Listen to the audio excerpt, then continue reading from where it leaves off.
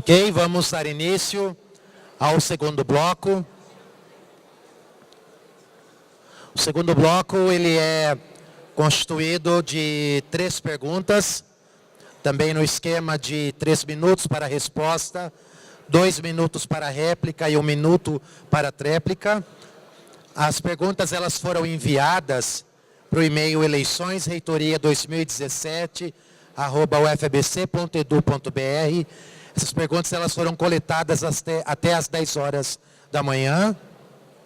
E elas estão aqui conosco na mesa, né, e nós faremos sorteio então de 3 perguntas para dar continuidade ao debate. Nós decidimos sortear quem começa o segundo bloco de perguntas, por se tratar de um número ímpar de questões. Então, automaticamente, uma das chapas tem um tempo maior. Então, para sermos justos, nós vamos sortear quem começa aqui o segundo bloco. Começa.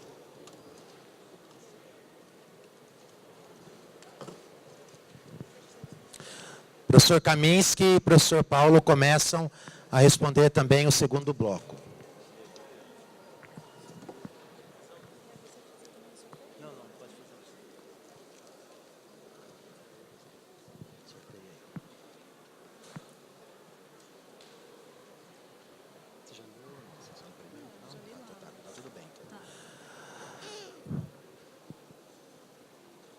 Qual será a atuação da gestão, se eleita, para o atendimento das demandas por creches para os filhos dos servidores, alunos e terceirizados?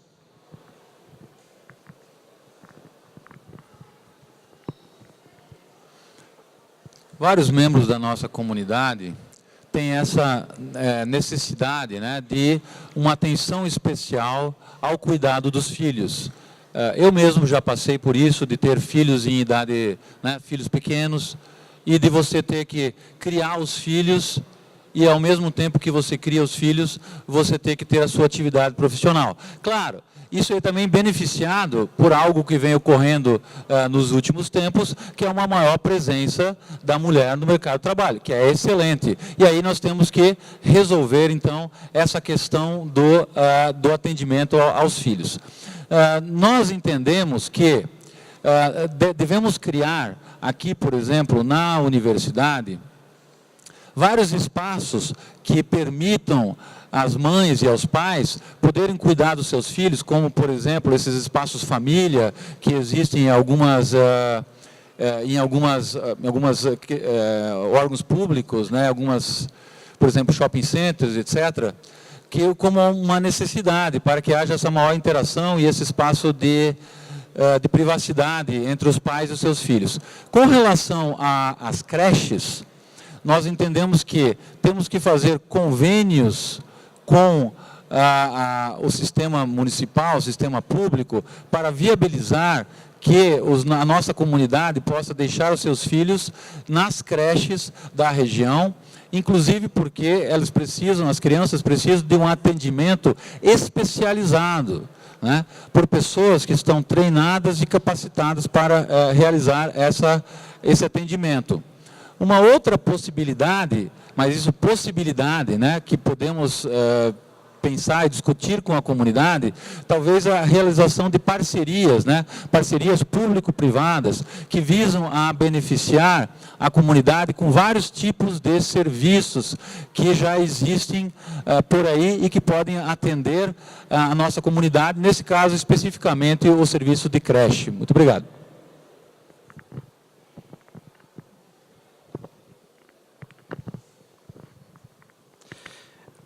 Eu acho que nesse tema que é crucial para os pais e para as mães que precisam e têm que trabalhar e têm que cuidar dos seus filhos, a gente precisa tratar desse assunto com bastante clareza e transparência e precisão. Parcerias com instituições privadas, a universidade não está permitido fazer, com ônus para a universidade. A gente precisaria pensar em outras estratégias. Do ponto de vista da legislação, a competência pela oferta da educação infantil, porque a creche foi promovida à condição de educação infantil, ela é uma competência do município e está limitada às ofertas e demandas das diferentes classes sociais que compõem a nossa comunidade do entorno. O convênio não é trivial, porque ele demandaria uma contrapartida da universidade junto ao poder público para estabelecer alguma relação de convênio, não dando privilégio para os nossos filhos, em detrimento de outros cidadãos na cidade que eventualmente tenham mais necessidades do que nós. Então, é uma relação que nós temos que estabelecer com a comunidade e uma relação de solidariedade. Entendemos que nós sim temos necessidades, mas estamos inseridos numa sociedade que tem outras. Mas internamente nós podemos tomar medidas institucionais que facilitem, além da criação dos espaços criança, espaços onde a responsabilidade é do pai, é da mãe, mas facilitada pela administração, mas também medidas institucionais que facilitem as relações de trabalho com as necessidades de cuidados dos filhos, quando o pai e a mãe precisam se ausentar do trabalho para esses cuidados.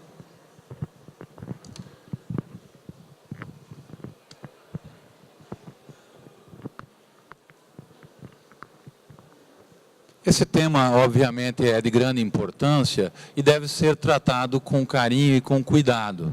Agora, já existe atualmente, né, foi implantado recentemente, programas da UFABC de parcerias público-privadas. Quer dizer, estão em andamento programas feitos pela SUGEP em algumas áreas que trazem benefícios, trazem descontos para a UFABC. Então, se, no caso, que não é do meu conhecimento, se por acaso esses programas eles estão ilegais, então eles estão ilegais sob a atual gestão. Obrigado.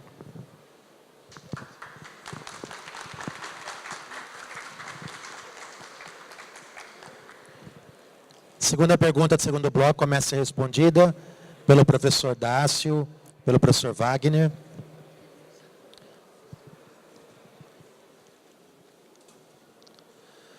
Tendo em vista que a evasão estudantil é um problema sério nas instituições de ensino público brasileiras, pergunto: qual é a evasão atual em termos percentuais da UFABC? Como pretende reduzir esse número em sua gestão?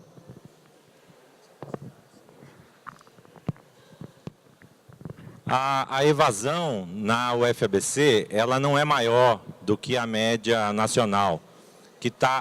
Isso vai variar de cursos específicos, mas, no geral, nós estamos com dados de evasão menores de 20%, ou na casa de. Nossa questão maior é o tempo de integralização, que eu vejo que esse é um custo ou uma característica própria do nosso projeto pedagógico, que tem um aspecto saudável, que não expulsa o aluno daqui na medida em que ele está procurando os seus percursos de formação dentro da própria casa. Mas isso diminui os índices de evasão se comparado às outras instituições, cujos projetos expulsam seus alunos diante das dificuldades, e há um reingresso. No nosso caso, nós temos sim que discutir, e já temos discutido com o INEP e com o próprio MEC e com a própria Andifes, como incorporar os custos da permanência dos nossos alunos dentro da instituição aos custos aos recursos de custeio, que são oriundos da matriz OCC da Andifes. Então, essa é uma discussão que nós precisamos levar a cabo. Não temos índices de evasão registrados altíssimos, mas temos sim índices de permanência. A sensação de evasão que nós docentes sentimos nas nossas salas de aula, aqueles 30% que todo quadrimestre deixam de cursar, na verdade eles não estão refletidos numa saída da universidade. Eles são resultado, na verdade, de um rearranjo na formação e no caminho, no percurso, né, de formação dos alunos. Essa é uma discussão que é extremamente importante, porque esses aspectos oneram a própria instituição e, obviamente, vão impactar o desenvolvimento e o melhor desempenho da instituição.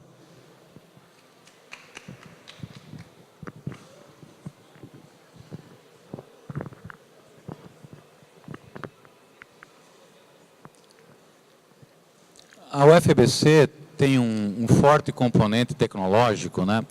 Das 2.000 vagas ofertadas, quase 2.000, 1.960 vagas ofertadas todos os anos, cerca de 1.000 vagas são para cursos de engenharia.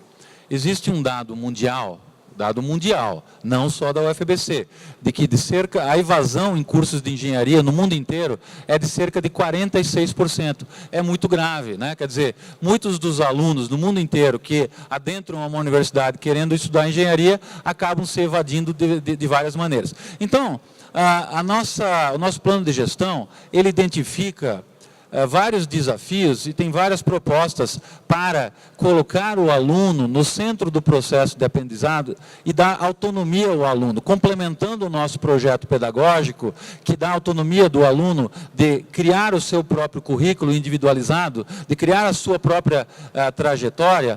Nós temos vários desafios que eles visam proporcionar uma melhor experiência ao aluno e auxiliar o aluno no planejamento das suas atividades dentro da universidade, que podem evitar frustrações que às vezes acabam sendo conduzidas à evasão. Por exemplo, tem lá uma proposta de um sistema de recomendação de matrícula. Isso é possível fazer, né? Nós já conversamos com as pessoas da área de computação, da área de sistemas de recomendação. É possível fazer um sistema para maximizar o trânsito do aluno, para que o aluno maximize a sua chance de ter disciplinas aceitas, de ter deferimentos nas matrículas e maximize a sua chance de ser aprovado, de ter um bom aproveitamento nas disciplinas. E, além disso, existem propostas, por exemplo, para o incentivo a práticas inovadoras de ensino que visam a motivar o aluno e a colocar no centro do processo de aprendizado. Obrigado.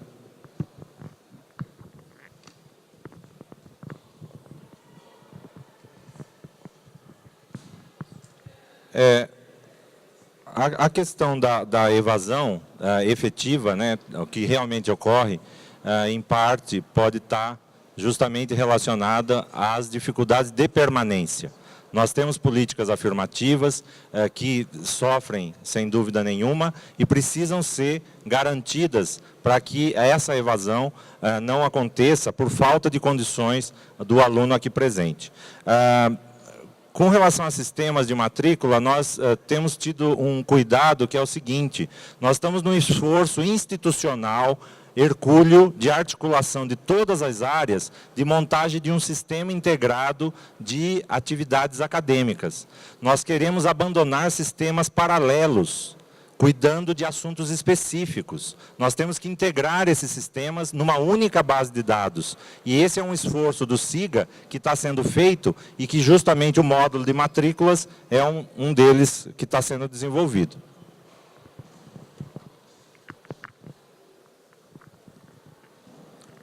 Terceira e última pergunta, enviada pela internet, enviada ao nosso e-mail desse bloco.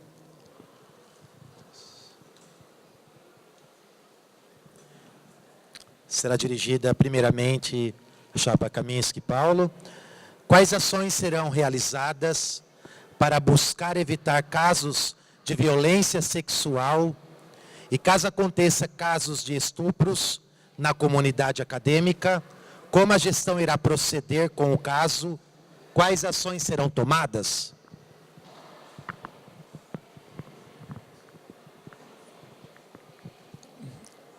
As questões de assédio moral e assédio sexual dentro da universidade, elas têm que ser tratadas com a devida atenção.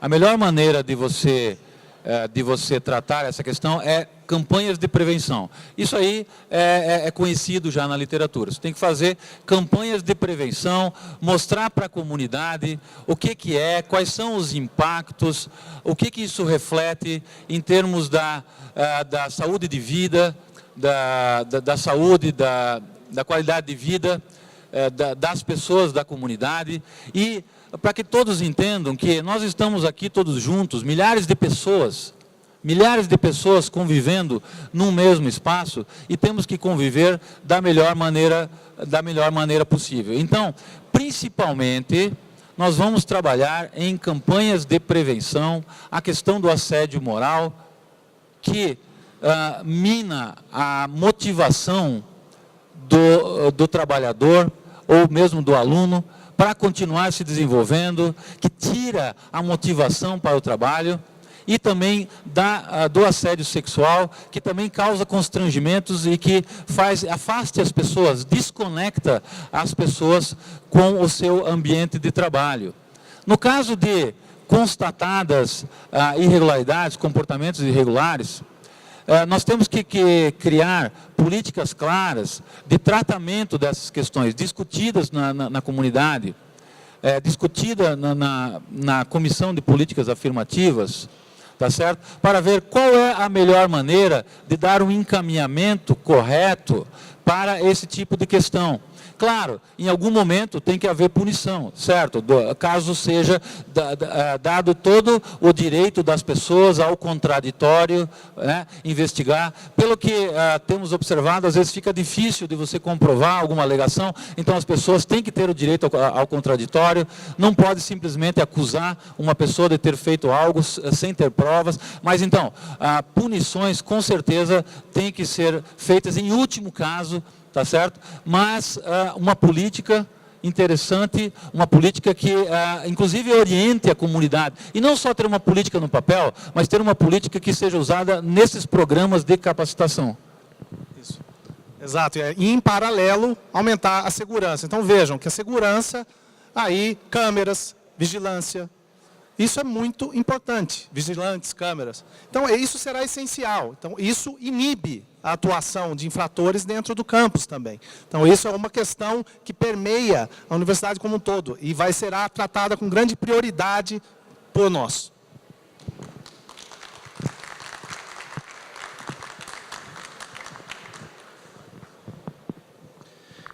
O assédio sexual é um ato de violência classificado como um crime.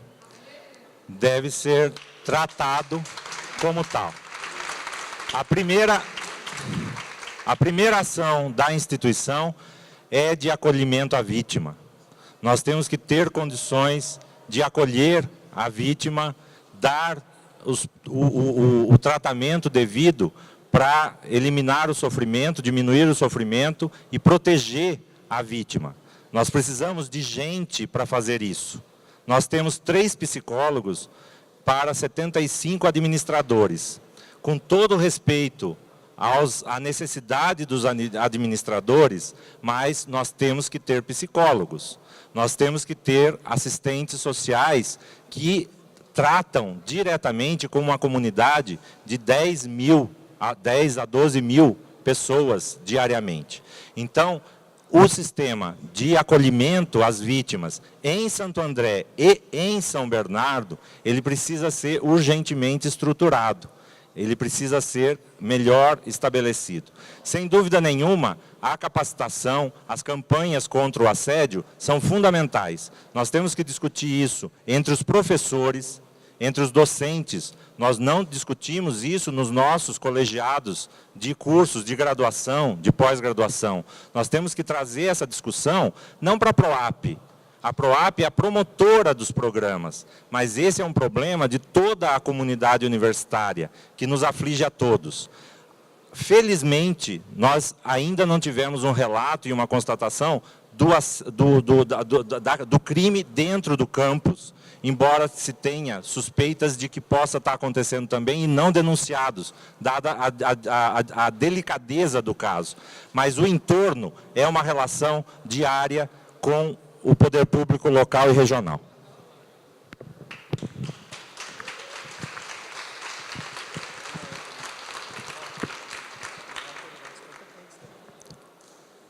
além dos crimes, né, assédio sexual e crimes relacionados com essa comunidade, nós temos também que tratar da comunidade LGBT. Frequentemente e recentemente nós conversando com pessoas dessa comunidade, nos relataram que frequentemente ocorrem violências contra pessoas dessa comunidade, e aí quando as pessoas vão se queixar nos órgãos que elas reconhecem como tendo a competência para tratar, não são bem recebidas, não são bem acolhidas, tá certo? Outra queixa que nós temos é, nesses casos que foram relatados aí de assédio sexual, as pessoas nos comunicaram que elas sentem uma falta desse acolhimento que foi dito, ou seja, atualmente não está havendo esse acolhimento às vítimas. Então, isso com certeza tem que ser melhorado numa próxima gestão. Obrigado.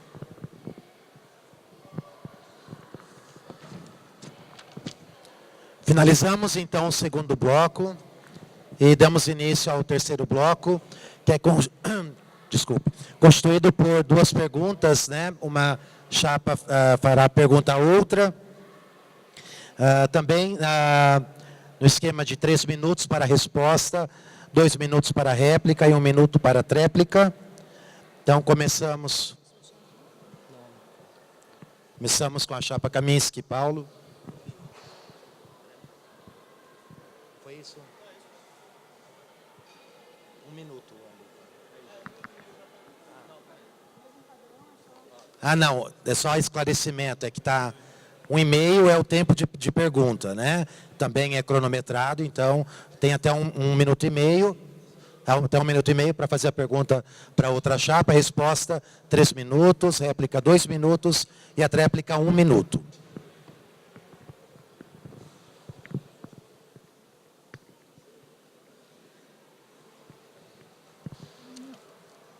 A atual gestão, no seu plano de gestão, lá na campanha de 2013, propôs a criação de 3 observatórios na UFABC. Observatório da Interdisciplinaridade, Observatório da Excelência e Observatório da Inclusão. Claro que nós temos que observar o que está acontecendo, até para compreender o efeito da política pública que está sendo feito aqui, além do que para melhorar as nossas ações para o futuro. No entanto, nenhum deles realmente, efetivamente, saiu do papel. E é notório que a implementação de tais observatórios esteve a cargo do nosso vice-reitor. Por que os observatórios não foram criados e o que a chapa pretende fazer sobre esse assunto, dado a sua grande importância para o UFABC?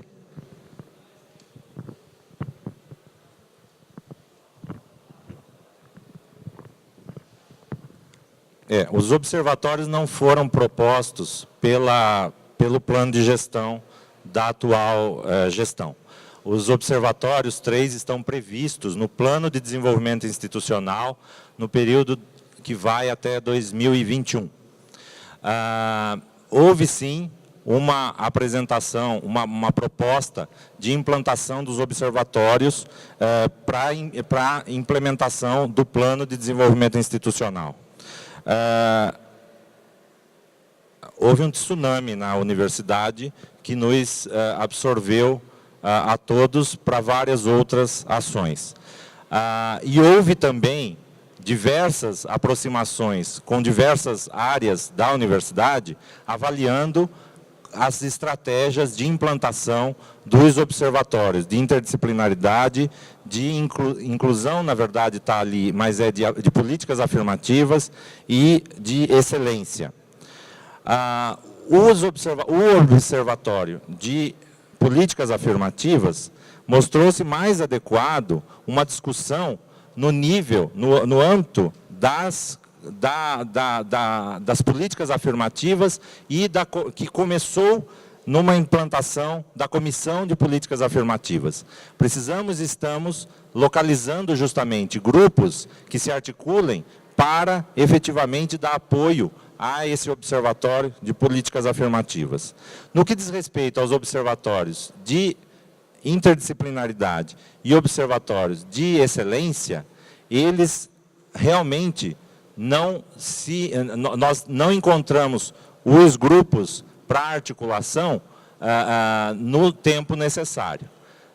Sem dúvida nenhuma, é uma necessidade e nós temos que discutir qual é o lugar institucional para esses observatórios, e a discussão passa, como nós apontamos no programa de gestão atual, a uma aproximação maior com a própria comissão de avaliação, ampliando as suas ações para as observações, criando indicadores para as observações da interdisciplinaridade e da excelência.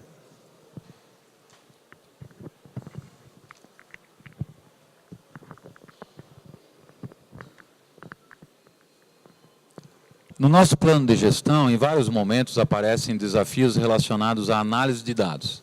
Quer dizer, nós evoluímos o nosso projeto pedagógico, implementamos ele do jeito que achamos correto. Em 11 anos, o crescimento e o aprimoramento agora tem que ser feito com baseado em dados.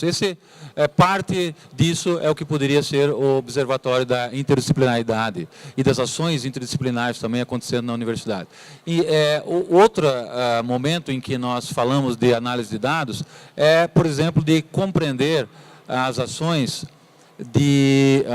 a produção científica da UFABC, porque hoje nós ficamos sabendo de quanto nós produzimos cientificamente na UFABC através de terceiros, através de rankings, através de editoras que têm esse controle, e nós temos que, de alguma maneira, ter esses dados aqui. Então, também propomos isso. E também, quando falamos de inclusão social, de políticas afirmativas, nós também propomos que sejam feitas análises cruzadas do desempenho dos alunos e do trâmite dos alunos. Quer dizer, como é que os alunos eles estão percorrendo os seus percursos interdisciplinares na universidade, dado os programas de ações afirmativas e o seu aproveitamento acadêmico relacionado com a Prograde. Já conversamos muito com vários professores, principalmente da área de computação. Recentemente, ficamos sabendo que um dos professores que ingressou esse ano, o projeto de pesquisa dele é entender a evasão, entender o que acontece com os alunos. Então, existem vários professores dessa área de ciências de dados que podem contribuir. Temos que, sim, criar uma área, criar um locus para que essa avaliação de dados, né, juntamente com a avaliação que já é feita na Proplad, e na CPA, ter uma área maior que compreenda a análise de dados na UFABC.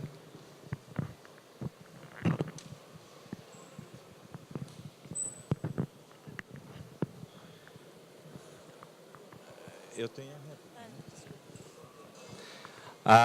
sem dúvida nenhuma, os observatórios têm a necessidade de dados qualificados, né? Um esforço tem sido justamente a sistematização, e que inclusive justifica parte das dificuldades de implantação do observatório, é a sistematização dos dados da UFABC. A implantação do SIGA, ele visa justamente ter dados sistematizados e integrados que não sejam multiplicados. O uso da atual base de dados para observações, sem antes verificar a qualidade desses dados, poderia levar a informações muito distorcidas, como tem alguns exemplos. Então, a primeira ação, justamente, de articular a base de dados, já está em andamento. E insistimos, é importante garantir que esse sistema seja integrado e não criar bases desarticuladas do sistema.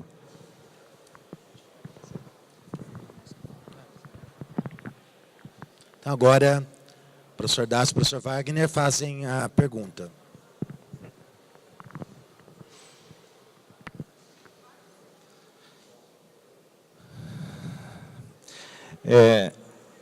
Senhores, é notório que as áreas de pesquisa, de pós-graduação e de inovação representam alguns dos maiores destaques da UFABC no cenário nacional e internacional. São áreas que sempre são lembradas ou mencionadas em eventos, em outras universidades, no meio empresarial. Caso vocês viessem a ser eleitos, quais seriam as políticas que vocês adotariam para a pesquisa, para a inovação e para a pós-graduação na UFABC? Mais que isso, Se esses 3 barquinhos, como costumam dizer, andarem juntos, vocês pretenderiam unificar esses 3 setores num só?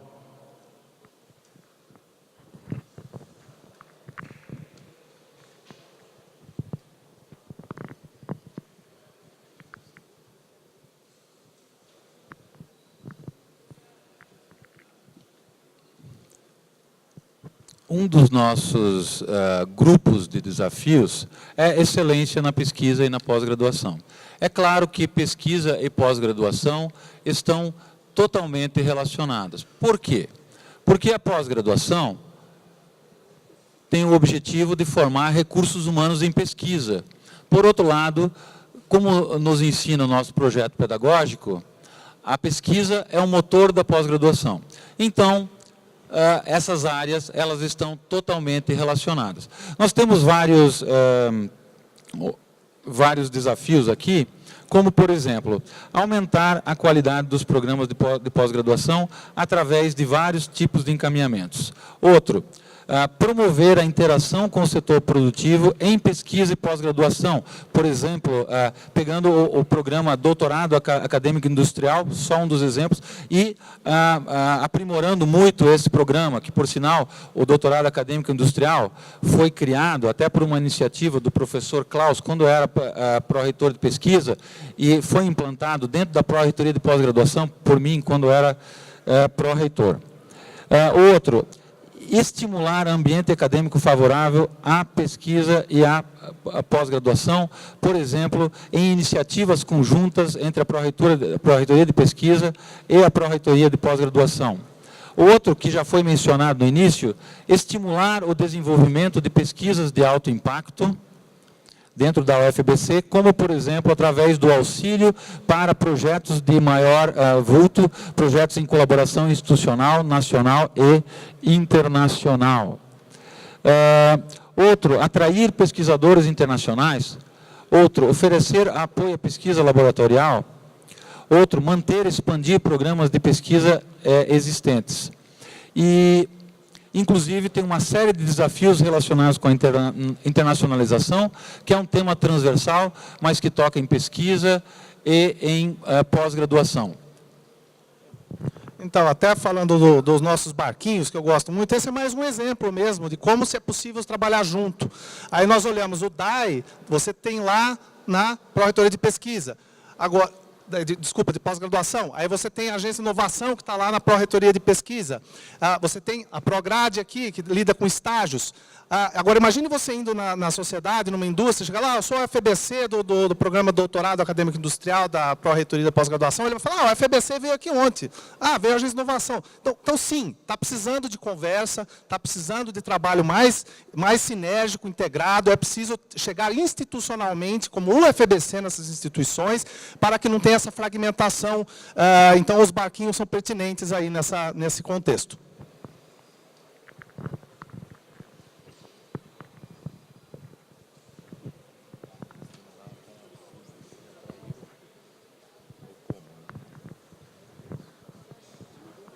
Veja, todas essas ações, bom, em primeiro lugar, respondendo claramente à pergunta que foi feita, não, nós não vamos unir as áreas, né? Então, nós temos Pró-Reitoria de Pesquisa, continuaremos a ter, a Pró-Reitoria de Pós-Graduação, continuaremos, a Agência de Inovação, continuaremos.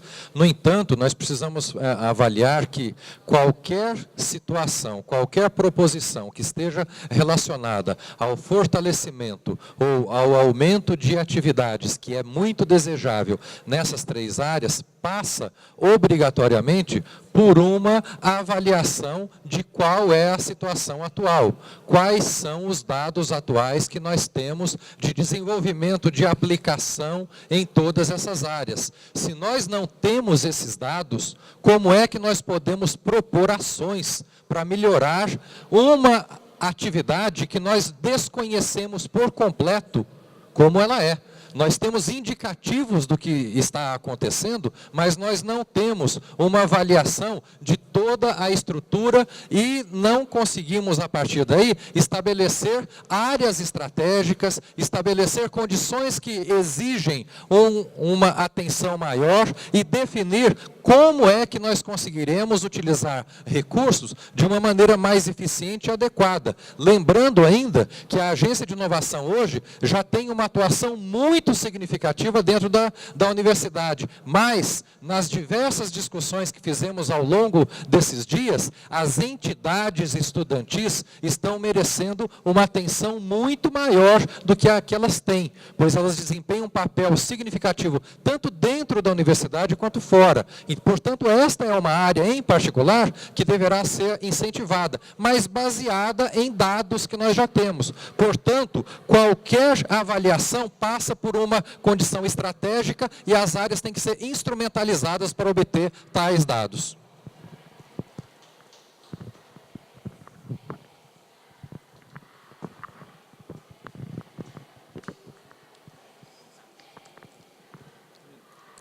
Com certeza nós precisamos avaliar os dados para ter diagnósticos corretos do que estamos fazendo.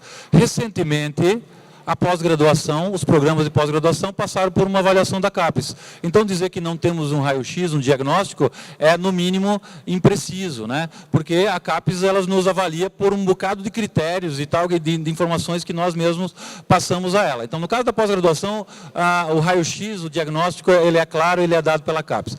No caso da pesquisa, é como nós dissemos, nós hoje não temos dados relacionados à produção científica. Temos que conhecer, e temos que conhecer a interdisciplinaridade melhor nos trabalhos que estão sendo executados. Para responder claramente a questão de se vamos unir as áreas, não vamos unir. As áreas vão trabalhar em conjunto. Isso é uma confusão que se faz. Toda vez que a gente se fala de trabalhar em conjunto, vai unir as áreas. Não, as áreas têm que trabalhar em conjunto. Não vamos separar a pró-reitoria de pós-graduação da de pesquisa.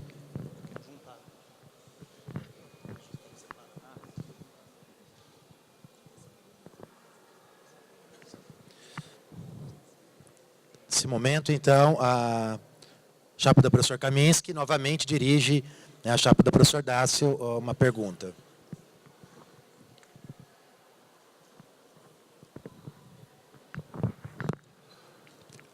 A UFABC foi criada com enfoque em ciência e tecnologia, justamente por estar localizada na região mais industrializada do país. Parte da sua missão é de se relacionar com as empresas da região e do país e mobilizar o conhecimento para esses setores que geram emprego e renda, para promover a inovação que gera autonomia nacional e melhora a qualidade de vida do país. Sabemos que grande parte do grupo que apoia a outra chapa é contra a interação com o setor que gera emprego e renda.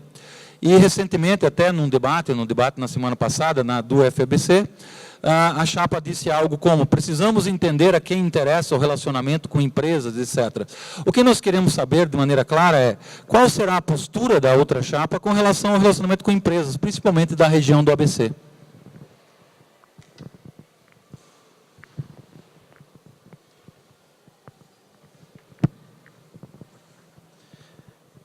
Há uma falta de entendimento de qual é o papel da universidade na relação com as empresas.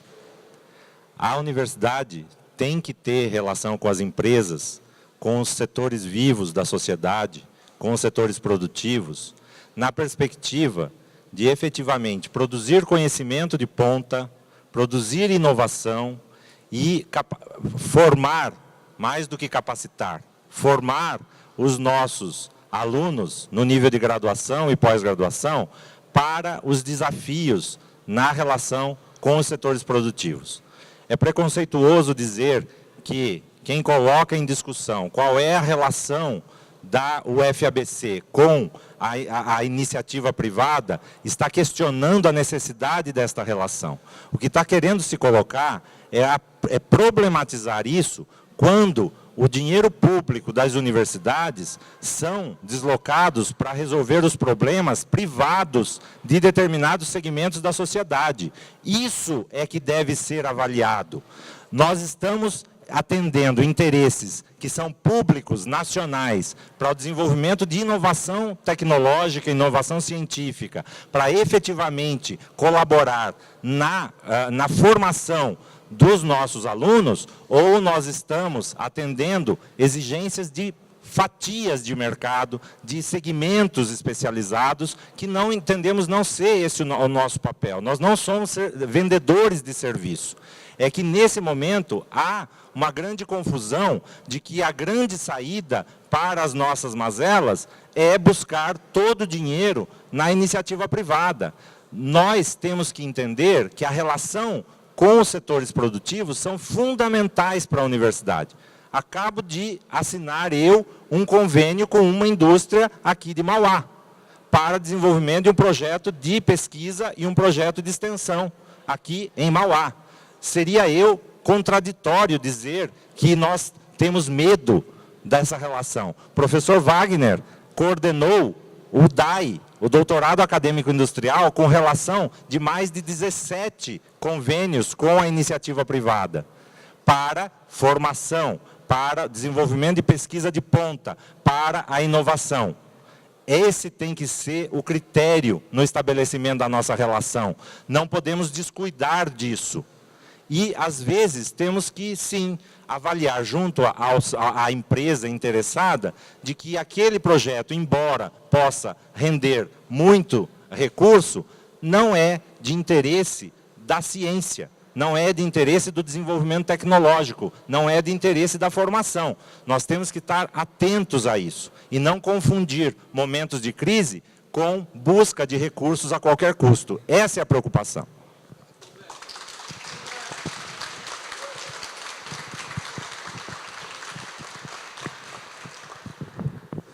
Bem, aqui ninguém falou que a gente vai usar o recurso daqui para lá. É justamente o contrário. Os projetos, você tem taxas institucionais que trazem aqui para a universidade e é dividido atualmente entre os centros e pró-reitorias. Nós podemos trazer bolsas de iniciação, mestrado, doutorado, assim como eu já coordenei 4 projetos e trouxe essas bolsas para cá, trouxe recursos para a universidade. Eu acho que isso tem que ser, sim, incentivado e implementado. E, obviamente, você tem interesse de ambas as partes, é um ganha-ganha. Você tem a propriedade intelectual nesses contratos, normalmente é dividida entre a universidade e a iniciativa privada, é um ganha-ganha, eles estão colocando dinheiro, a gente está aportando conhecimento. Então, você vê na Noruega, que tem a famosa tripla hélice de academia, empresa e governo, é assim que eles estão no nível que eles estão. Desigualdades sociais baixas, gerando inovação.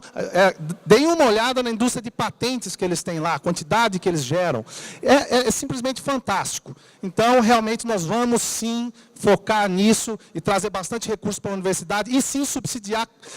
Com esse recurso, podemos também investir em setores, em áreas, por exemplo, que não tem atração da iniciativa privada, criar um tipo de um subsídio cruzado, de taxa de overhead. Nós vamos estudar isso para financiar atividades que não são de interesse da iniciativa privada.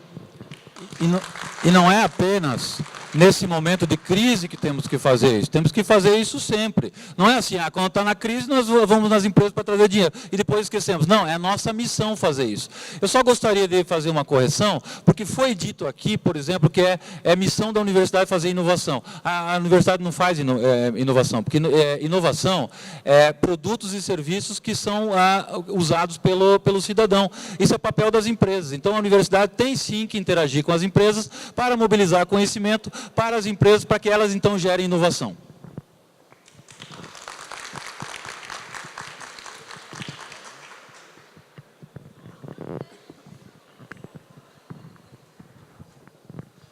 Olha, gente, é muito interessante esse discurso, é muito bonito. Eu acho que não existe uma posição contrária de nenhuma das chapas em relação a fazer convênio com qualquer empresa ou fazer convênios com o setor produtivo. O que nós estamos destacando é que nós estamos, infelizmente, muito longe de uma situação como um país totalmente desenvolvido, como que foi citado.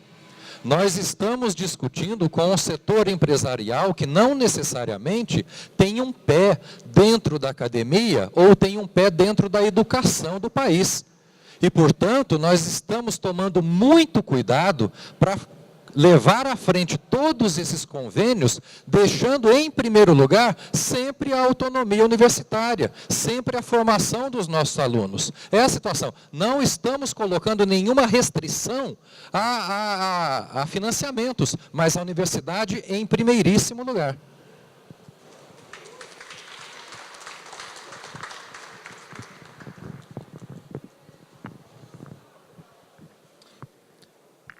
Chegamos, né, ao final do terceiro bloco, quase, né?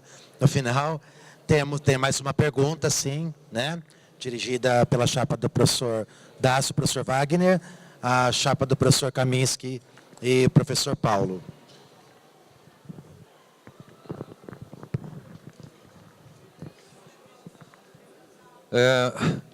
Muitas vezes na universidade, alguns termos são usados sem que se fique claro o que se pretende dizer.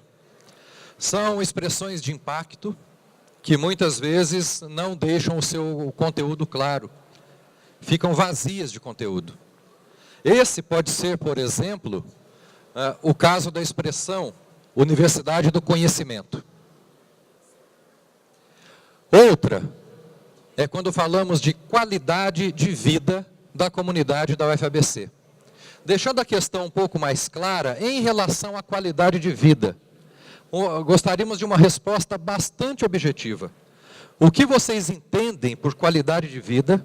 E caso viessem a ser eleitos, que medidas concretas tomariam para a sua melhoria?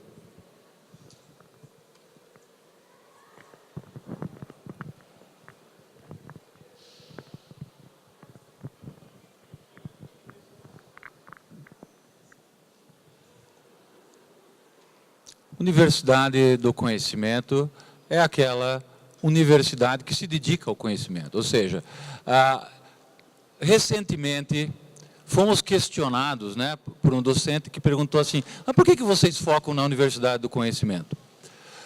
Nós focamos na Universidade do Conhecimento para justamente destacar que o nosso compromisso é com o conhecimento. É como se o negócio da universidade fosse o conhecimento.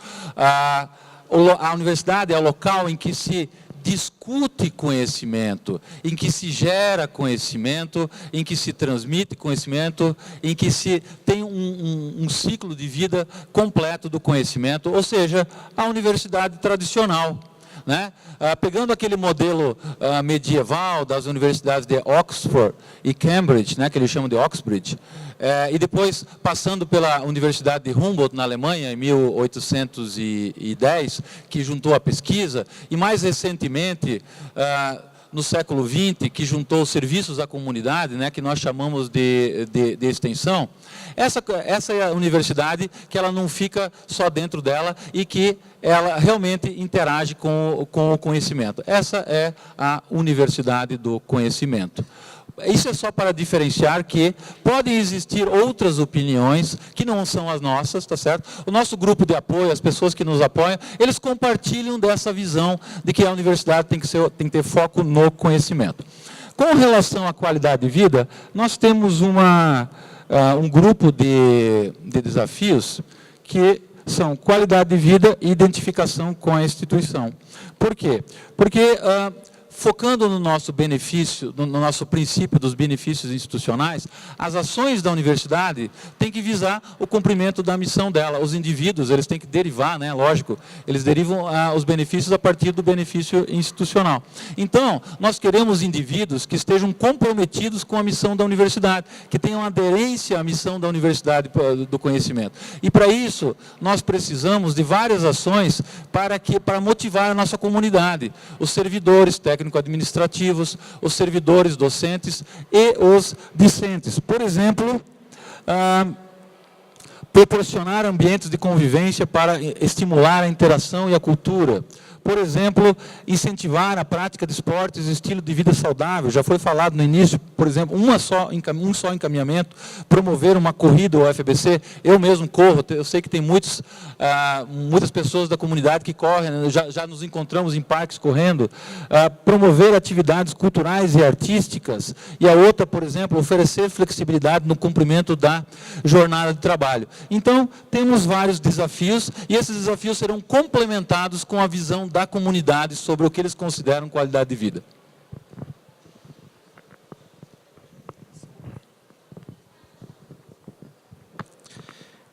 O nosso entendimento é que garantir qualidade de vida é mais do que estimular. Na verdade, é uma obrigação de proteger a qualidade de vida dos servidores, dos discentes, de toda a comunidade que aqui trabalha, que aqui convive. Passa da questão de uma avaliação profunda das nossas relações de trabalho, as nossas relações de chefia, os nossos métodos de escolha e revezamento das competências nas diferentes posições de chefia, na questão da criação de espaços de convivência, em alguns momentos tão criticados e pouco priorizados, e também para que nós tenhamos condições de receber situações de crise, situações de disfunção. Mas não podemos deixar as situações de disfunção imperar. Apenas as atividades de lazer e de cultura, que são essenciais e também muitas vezes geram conflitos dentro da comunidade, têm que ser mediadas, têm que ser estabelecidas, reestabelecidas, na verdade, relações entre os diferentes grupos da comunidade, na perspectiva de diminuir tensões, de diminuir conflitos. Na medida que criamos espaços de negociação de conflitos antes que se chegue aos órgãos de controle para punições, estamos garantindo qualidade de vida, diminuindo estresse, diminuindo demandas que, na verdade, agravam situações de estresse. Quando estabelecemos transporte seguro e segurança, estamos melhorando a qualidade de vida. É uma visão mais ampla.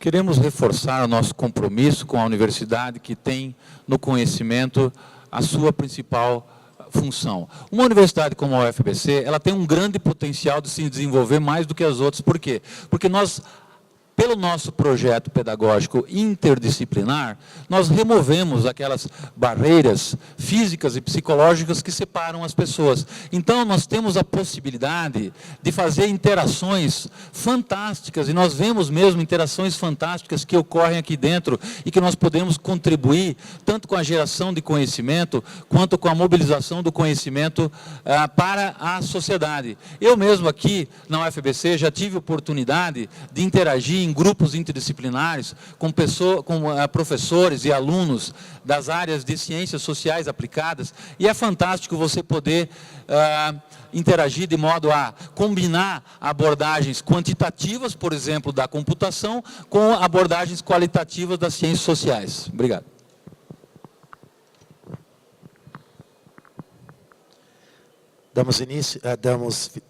Finalizamos os blocos com as perguntas. Então, agora cada chapa ela tem direito a 10 minutos para fazer as suas considerações finais. Boa tarde a todos. Obrigado, primeiramente, a presença de todos e todas. Obrigado à comissão pela oportunidade do debate. Obrigado à outra chapa. Eu acho que aqui ninguém baixou o nível, não. Acho que foi tudo tranquilo. Quero só deixar claro que aqui nós somos a mudança do que está aí. O professor Kaminski é assessor de relações internacionais, cargo de 3º escalão, fez um ótimo trabalho, inclusive, tem feito, mas não participamos de reunião de dirigentes, de decisões que estão aí. Então, nós queremos salientar isso, que nós vamos dar encaminhamento e mudar essa universidade. Nós vamos planejar, não realizar só o plano por plano, mas nós vamos planejar e realizar o planejamento da execução disso. Nós vamos, além de falar, nós vamos fazer. Essa, eu acho que é a grande diferença. Nós, por exemplo, não oferecemos cargos a ninguém. Por esse motivo, as pessoas que estarão à frente, elas vão sim ter que trabalhar na mesma direção, no mesmo rumo, trabalhar de forma integrada, sinérgica. Esse é um desafio muito grande que nós pretendemos assumir, que é um dos grandes meta-problemas que a gente vê que outros se derivam desse. Então, muito obrigado. Passar aqui de novo para o nosso futuro reitor. Gostaria de agradecer mais uma vez a presença de todos aqui nesse evento democrático para discutir a universidade, a visão de universidade que nós vamos ter nos próximos 4 anos de mandato, né, iniciando em 2018, e dizer mais uma vez que eu tenho muito orgulho de ser o UFABC, e eu vendo pessoas que estão desde o início, eu vejo que todas também têm esse orgulho. No debate da semana passada, que teve a do UFABC na segunda-feira, aí saindo do debate, encontrei um dos colegas que estava desde o início, eu perguntei, você não tem orgulho de ser o UFABC? Ele disse, tenho orgulho. Agora, um colega nos falou, em determinado momento, e até por isso que ressaltou a necessidade de ter esse lema, que ele disse o seguinte, antes de eu ingressar na UFABC, eu já tinha orgulho de começar a fazer parte, eu já tinha sido aprovado no concurso, mas agora eu e outros colegas estamos com medo de algum dia termos vergonha de fazer parte da UFABC, e nós não podemos absolutamente deixar isso acontecer. Temos que manter essa visão da universidade como uma universidade de excelência, tá certo? Conversando ontem mesmo com alguns docentes, eles estão nos dizendo que os docentes estão desmotivados com várias questões, inclusive, claro, questões relacionadas com orçamento. Nós temos que manter as pessoas motivadas, nós temos que manter as pessoas motivadas para trabalhar em busca dessa universidade do conhecimento, que nós consideramos algo que pode fazer com que o nosso país dê esse salto, né, para gerar autonomia e para nós podermos nos colocar de igual para igual no mundo, tá certo? Competindo e colaborando com outros países, outras nações, numa economia de conhecimento, aonde normalmente, com algumas exceções, o Brasil exporta e se coloca no mundo como exportador de commodities, inclusive como exportador de grãos e de boi em pé, e importa conhecimento na forma de bens de altíssimo valor agregado, de altíssimo conhecimento, como, por exemplo, smartphones e medicamentos que nós temos que importar de fora, ou várias outras áreas que todo mundo aí conhece que nós estamos atrasados. Então, essa universidade, ela tem sim que trabalhar tanto com a pesquisa científica que vai dar curiosidade científica para fazer aquelas descobertas que geram impacto na sociedade, até a pesquisa que é mobilizada, que mobiliza o conhecimento para a sociedade, para as empresas, para que elas façam inovação, e assim nós possamos contribuir decisivamente para melhorar o nosso país, para diminuir as desigualdades, para contribuir com a autonomia do país. Eu gostaria de reforçar os nossos princípios que nos definem. Então, em vários momentos aqui, nós citamos alguns princípios, não necessariamente mencionamos, são 12 princípios que nós temos também orgulho de ter começado. Toda a conversa que nós começamos com os grupos de apoiadores foi com base em princípios. Antes de serem definidas propostas, desafios, foram definidos princípios, no seguinte sentido, nós acreditamos nisso, e os princípios serão valorizados na nossa gestão. Eu gostaria de reforçar a questão da mudança que a nossa chapa representa, tá certo? E da continuidade que a outra chapa representa. Atualmente, eu tenho um cargo de gestão, sim, sou assessor de relações internacionais, responsável pelas ações de relações internacionais.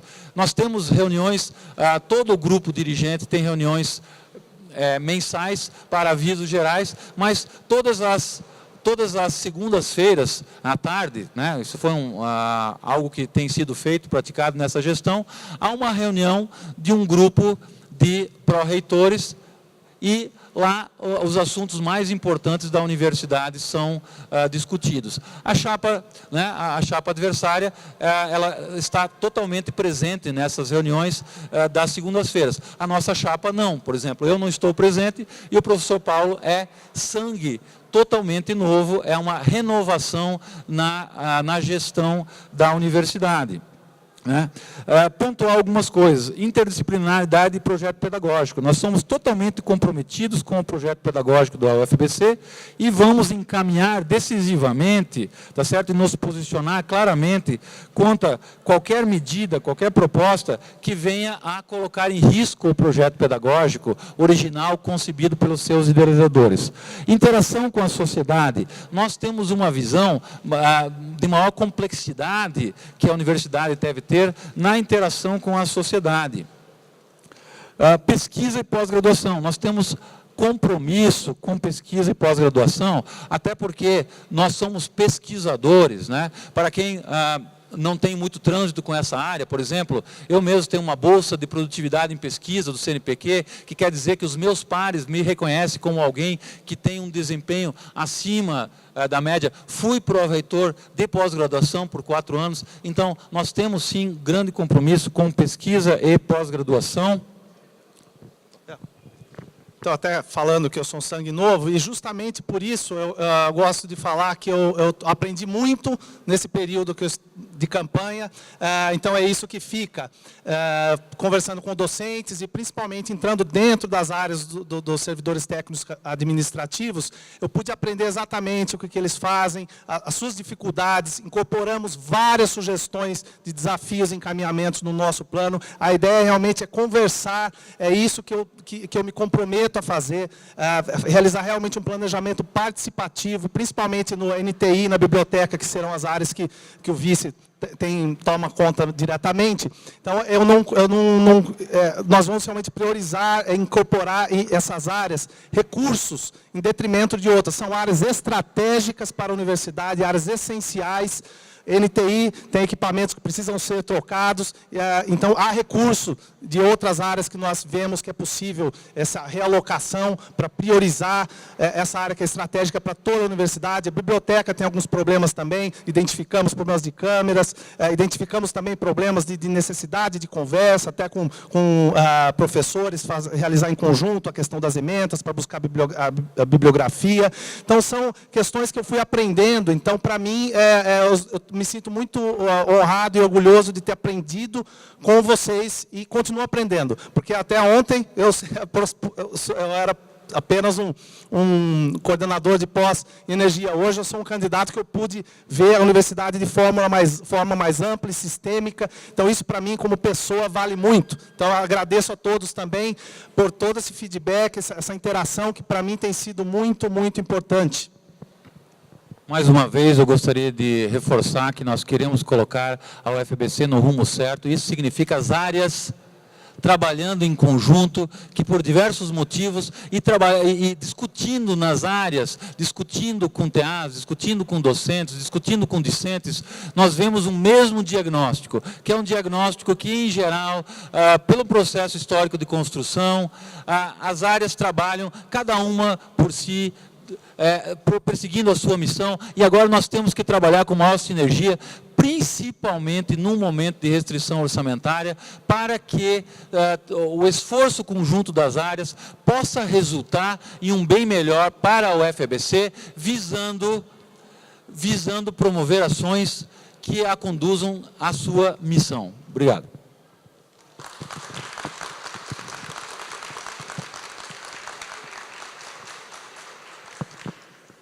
Chapa do professor Dácio, professor Wagner, então tem 10 minutos para as considerações.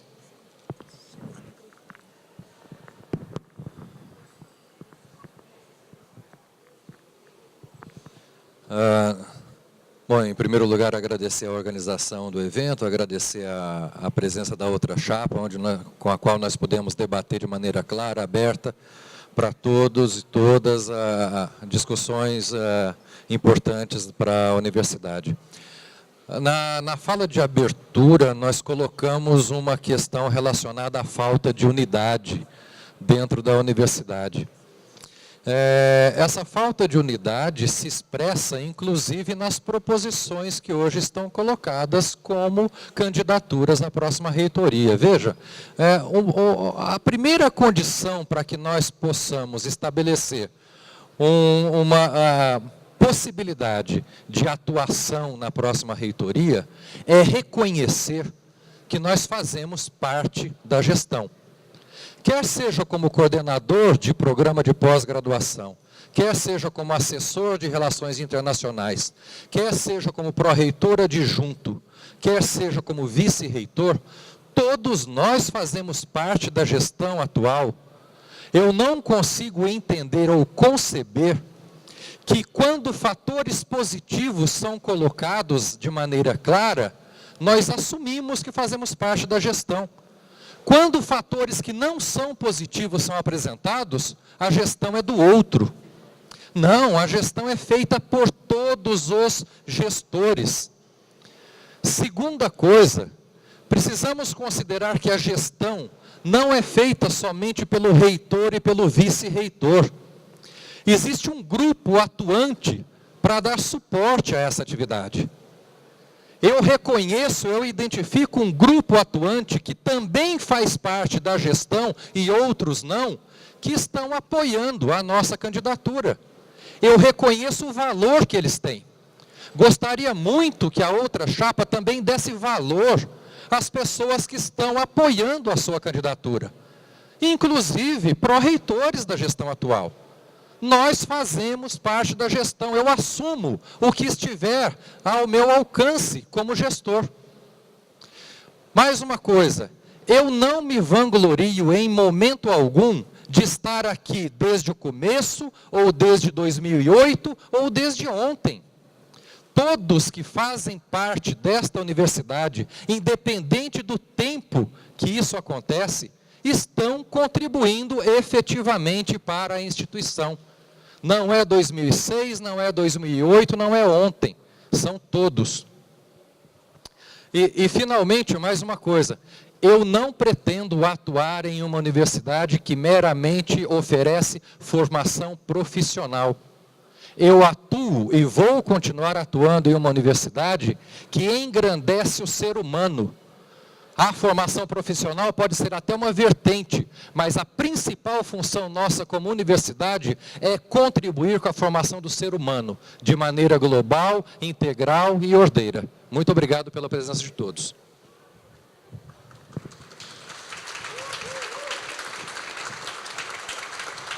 Eu queria reiterar que não fugimos do nosso compromisso e das nossas responsabilidades. E, sem dúvida nenhuma, é uma responsabilidade apresentar a nossa candidatura, submeter a nossa candidatura à comunidade. Queremos ser reconhecidos, sim, pela nossa capacidade de gestão, pelo enfrentamento que fizemos e estamos fazendo para que a UFABC chegue até a este ponto. E quando estamos fazendo, eu digo, todos estão fazendo na medida das suas crenças, das suas disposições. Vários momentos são criados pela gestão, foram criados pela gestão, e onde estavam os membros da gestão que não estavam lá para apontar o rumo certo. Então, é importante que nós, comunitariamente, assumimos a UFABC como responsável pela formação de mais de 15 mil estudantes hoje. Nós não podemos cindir essa universidade. Nós podemos ter diferenças, mas não negar o nosso passado. Alguns estão há 8 anos e não há 4 na gestão. Outros apoiadores da outra chapa, estão há 11 anos e não há 8 ou há 4. Construtores dessa universidade são todos, independente da data de ingresso. Porque o projeto pedagógico, ele foi concebido sim, originalmente, mas ele tem que estar referenciado dentro de uma realidade. Ele evoluiu, ou vamos negar as evoluções que o projeto teve até hoje? Vamos negar o BCH? Vamos negar as discussões que estão aí colocadas? Sobretudo, a universidade, a reitoria, sobretudo, tem que ser um facilitador dessa conversa. Eu não vou questionar decisões do Consune externamente. Nenhuma das questões colocadas no debate são questionadas externamente, questões de eficiência ou não e tal. Coloca-se uma nuvem de fumaça sobre projetos que não têm fundamento. Nosso dever, como instituição, é proteger a instituição, proteger o patrimônio público, proteger, sobretudo, a nossa missão, que é formar cidadãos e cidadãs para o desenvolvimento desse país. O projeto pedagógico é um projeto vivo, nós acreditamos nesse projeto pedagógico e tenho certeza que cada um de vocês que estão aqui acreditam nesse projeto pedagógico, que é um projeto, sem dúvida nenhuma, vivo.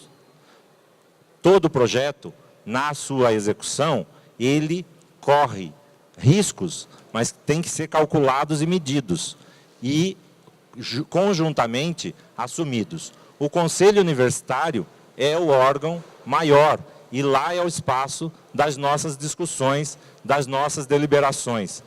A reitoria, o reitor e a sua equipe se coloca como moderador dessa discussão e como executor das suas deliberações. Então, não estamos aqui num projeto particular, em defesa de um projeto particular. Nós estamos aqui em defesa de um projeto que é da instituição. Entendemos o projeto, no estádio em que ele está, como um projeto da instituição. E ele se constrói a cada tempo. Quando nós formos discutir novos bacharelados, nós estaremos inovando o projeto pedagógico. Isso foi colocado dentro do plano de desenvolvimento institucional, discutido na comunidade, não por esta gestão, mas pela gestão anterior. No entanto, em tempos de discurso hegemônico, onde todos estão com recursos abundantes, não se discute diferenças de perspectivas, porque todos estamos sendo atendidos. Então, o PDI está errado, porque não preserva o projeto original na sua essência, a essência está preservada, mas se evolui, mas se constrói em perspectiva de uma relação constante com a sociedade. Não podemos confundir sociedade com empresas. As empresas são uma parte da sociedade. Os nossos compromissos são com a sociedade. Não podemos resumir inovação com produtos. Nós temos questões na fronteira do conhecimento, nós temos questões de desafios globais a serem assumidos pela comunidade e pela humanidade, onde não vão se reverter em produtos, vão se reverter em conhecimentos para superar desafios científicos e tecnológicos para o bem de toda a humanidade. É isso que nos diferencia na perspectiva da construção do projeto pedagógico. Não é um projeto pedagógico etéreo que se assenta em qualquer lugar do planeta. É um projeto que, ao se assentar, tem que estabelecer as suas relações com aquela comunidade onde está e estabelecer, sem perder a sintonia com os problemas globais, com os problemas planetários, com os grandes desafios da humanidade. É isso que está no nosso plano de desenvolvimento institucional. Numa discussão feita não por esta gestão, não pelo vice-reitor, mas feita pela comunidade, amplamente discutida. E que nós precisamos garantir o espaço da pluralidade. Nós não podemos cercear o debate, nós não podemos cercear as ideias, nós não podemos ser sectários, porque entendemos que o nosso ponto de vista é o único ponto de vista a ser preservado. Pública, plural e de ponta.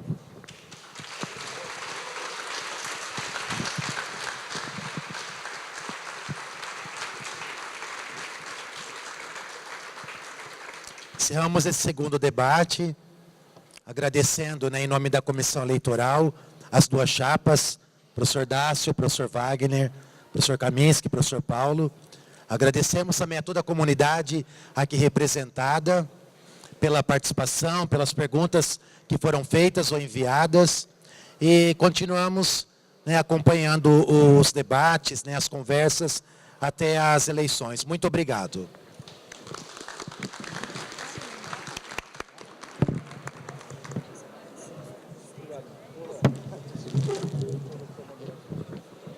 Pessoal, lembrando que a consulta será na semana de 6 a 10 e no dia 14 vai ser a sessão do Colégio Eleitoral do Consune. De 6 a 10, a outra comissão vai se pronunciar a respeito das datas, tá certo?